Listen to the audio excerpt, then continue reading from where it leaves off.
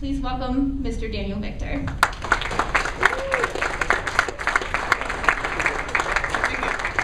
How are y'all doing this morning? Good? We awake?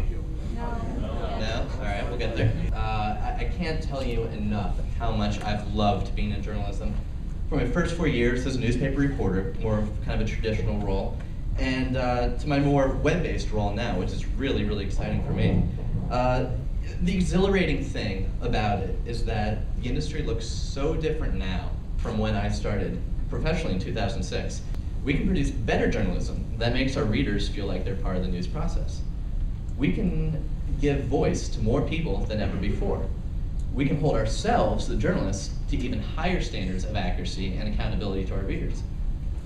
And we can better connect communities. And we can also create smarter readers. All of the core reasons that any of us go into journalism, they can all be enhanced by the web instead of the web detracting from them. And in doing all of that, we can refuse to compromise on the ethical standards and the professionalism that prior generations have always held themselves to. If anyone tells me that the web is taking something away from journalism, I'll gladly point to 3 things that it's adding to it. I wrote about online dating a couple times. I wrote about speed dating, which was hilarious.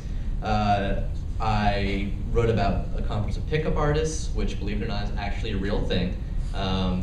If you get a chance, Google Daniel Victor pickup artist TBD, something like that, because it really was an interesting story. And so I asked people what they thought about their tactics. After speed dating, I asked people if they ever thought they would do it or what kind of experience they've had doing it. So every time that I did an interview, I wrote a story, I was active in the conversation that followed, and I asked for help in the next step. So by the time February 14th rolled around, my readers had already been taken through most everything I had to offer. So at that point, it's really just a matter of kind of compiling it all, summarizing it all into a more concise kind of way. I was happy because my readers made my stories better. I wouldn't have had the great content if I hadn't asked them for it. And my readers were happy because, you know, they got these great stories, they had these great discussions surrounding them, and even more importantly, my bosses were happy because this all got great traffic. So people ask me all the time whether or not I'd advise students to go into journalism right now. They joke with me, you know, when I tell people I'm talking to a high school journalism conference, they say, you know, make sure you tell them all to go into law school, or tell them to run away, or tell them that they're better looking people in advertising. Well, I completely disagree with them, except the advertising part. There are better looking people there, but